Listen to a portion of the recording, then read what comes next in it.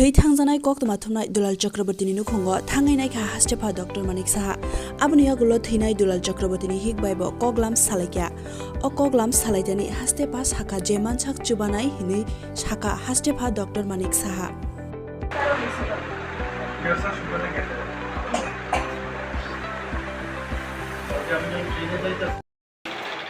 একটু রেলে যাচ্ছিলাম, আমাদের প্রোগ্রাম ছিল, তো কাঞ্চনজঙ্ঘাতে যখন বসেছি তো বাদেই আমার কাছে খবরটা এলো যে সাংবাদিক দুলাল চক্রবর্তী আনবে।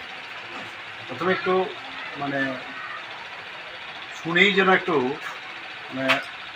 মনে হলো যেন একটা আঘাত, সাডেন আঘাত যাকে বলে এরকম লাগে। কারণ ওনাকে তো আমি দীর্ঘ সময় ধরে আমি চিনি, ছোটোবেলার থেকেই চিনি।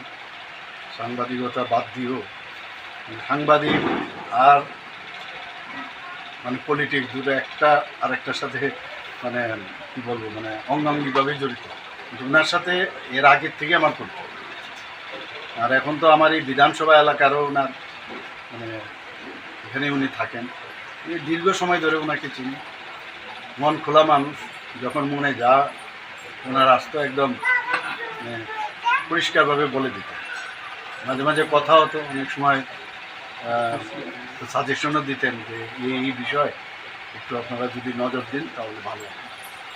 তো ওনার যে সাজেশনগুলো আজকের তারিখে মনে হয় খুবই প্রাসঙ্গিক, এবং এগুলো কিন্তু খুব কাজেও এসছে।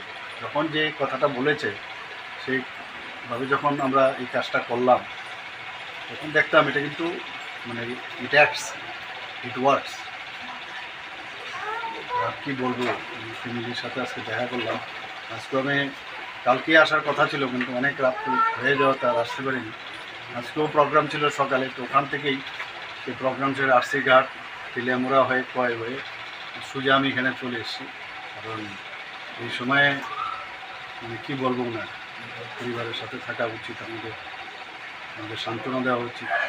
সান্ত্বনার কোনো ভাষা নেই।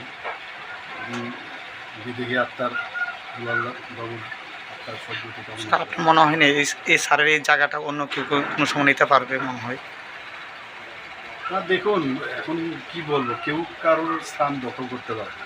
যে যেরকম তাকে ভগবান উপর থেকে এই কাজের জন্যই পাঠিয়েছে, এবং সেই জায়গায় ফিল আপ করা ভেরি টাফ। আপনারাও সাংবাদিকতার সাথে জড়িত আছেন, আপনারাও নিজেরা বুঝবেন যে চলে যায় এক্স্যাক্টলি ওর মতো হবে না, হয়তো বা অন্যরকম কেউ আসবে, কিন্তু এক্স্যাক্ট এরকম চলে আসবে সেটা কিন্তু আমার মনে হয় না। প্রেসের সাথে যারা যুক্ত সাংবাদিকরা আছেন তাদের জন্য একটা অপূরণীয় ক্ষতি হবে।